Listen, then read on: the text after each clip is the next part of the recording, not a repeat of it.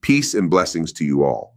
Welcome to another episode of the Lesson Plan Juice podcast, where I'll sip the juice on some of my many classroom experiences. My name is Mr. David Moore, and my guest narrator is the voice of Morris Chestnut. Today's episode is about open house PTO and the participation or lack thereof of parents. A major staple of taking a village to raise a child is the support of the parent-teacher organization, or PTO for short. It's very important to have a strong, consistent PTO in a school because the parental involvement creates balance within the child. There's a partnership between the teacher and parent that develops trust and loyalty.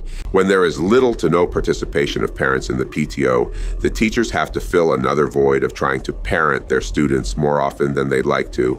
Now, I can't speak for everyone, but when I was in school, a lot of parents were involved in the PTO.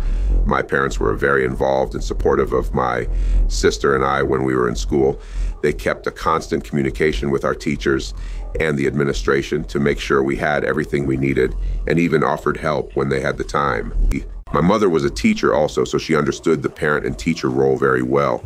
I don't know about a lot of other schools, but at the schools I do know about, most parents come to school for the wrong reasons. They'll come in support for prom, graduation ceremonies, award ceremonies, and class birthday shindigs, which is cool.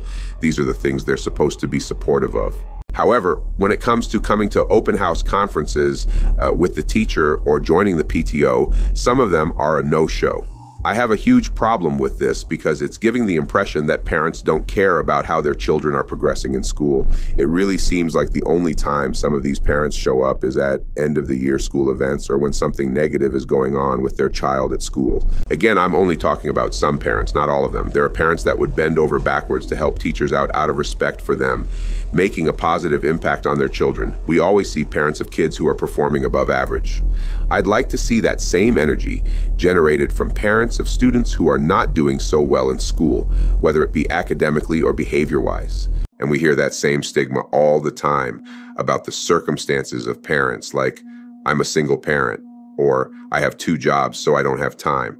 While I understand that this may be the case, it's still no excuse. Someone has to be there to check in on your kids and make an effort to contribute. You hear all sorts of success stories of children coming from bad situations and making something out of themselves. There should never be an excuse for parents not to be heavily involved in their child's academic progression.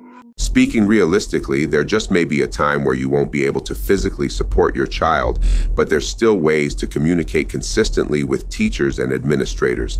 Today's technology provides a plethora of ways to stay in touch with teachers, as well as contributing to and supporting them. I would love to see schools in my area thrive positively off of the strength of the PTO and consistent participation at open house conferences. It's just my thoughts and opinions, though. What do you all think? Let me know in the comments section. I hope you all enjoyed this episode of the Lesson Plan Juice podcast. Please tune in next time and sip the juice with me. I thank you all for your support, whether you're a fellow educator, parent, administrator, or regular listener. I appreciate you all. God bless you all, and peace.